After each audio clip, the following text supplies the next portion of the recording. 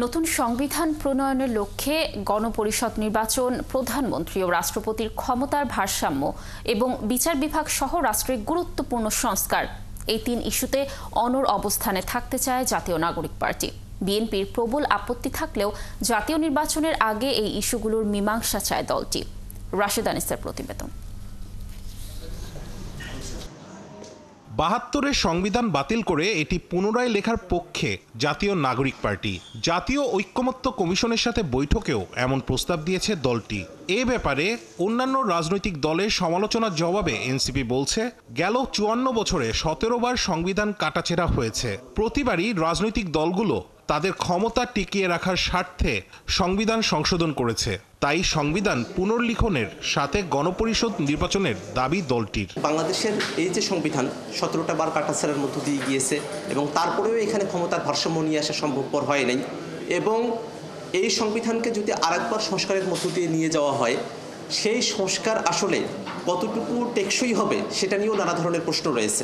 যারা সংবিধান ক্ষমতায় এসে সংস্কারের কথা বলছেন, তাদের উদ্দেশ্যের জায়গায় অবশ্যই সংবিধান সংস্কার রয়েছে, কিন্তু নতুন করে সংবিধান লেখার মানসিকতাটা তাদের মধ্যে নেই। নতুন করে সংবিধান প্রণয়ন করতে হলে অবশ্যই একটা গণপরিষদ নির্বাচন প্রয়োজন। সেই গণপরিষদ নির্বাচনে যারা প্রতিনিধিত্ব করবেন, তারা জনগণের ম্যান্ডেট নিয়ে এসে নতুন করে সংবিধান প্রণয়নের কাজে তারা হাত দিবেন। প্রধানমন্ত্রী কিংবা রাষ্ট্রপতির ক্ষমতার ভারসাম্য ও তাদের দায়িত্ব পালনের সময়সীমা নিয়েও এনসিপির ভিন্নমত আছে। তাদের মতে এক ব্যক্তির দুবারের বেশি প্রধানমন্ত্রী বা রাষ্ট্রপতি হবার সুযোগ থাকা উচিত নয়। বিএনপির বিরুদ্ধে এই অভিযোগ আসছে যে তারা ক্ষমতায় এসে ক্ষমতাকে কুক্ষিগত করে রাখবার নানা ধরনের চেষ্টার মধ্য দিয়ে তারা অতীতে গিয়েছে। টানা ২ মেয়াদে প্রধানমন্ত্রী বা রাষ্ট্রপতি থাকার পর বিরতি দিয়ে আবার প্রধানমন্ত্রী বা রাষ্ট্রপতি হওয়ার সুযোগের কথা বলছে বিএনপি। আমরা সেখানে বলছি, একজন ব্যক্তি তার জীবনে বড়জোর ২ বার প্রধানমন্ত্রী বা রাষ্ট্রপতি হতে পারেন। বাংলাদেশে গণতন্ত্রকে সমুজ্জ্বল রাখার জন্য ব্যক্তিকেন্দ্রিক রাজনীতির বাইরে গিয়ে দলগুলো নীতি নির্ধারণী জায়গার রাজনীতিটা করতে পারে, সেই মতামত আমরা ব্যক্ত করেছি।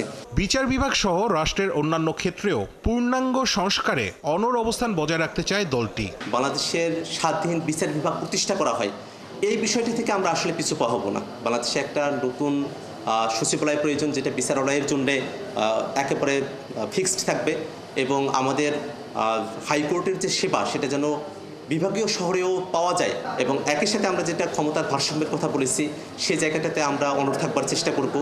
এবং আমরা গণপরিষদ নির্বাচনের কথা বলেছি, সেই ব্যাপারে আমরা চাইবো যে সরকার যেন গণপরিষদ নির্বাচনের মধ্য দিয়ে একটা সংবিধান প্রণয়নের সুযোগ তৈরি করে। আলাপ আলোচনার মাধ্যমেই এসব দাবি বাস্তবায়নের পরিকল্পনা এনসিপির। রাশেদ আনিস, ৭১, ঢাকা।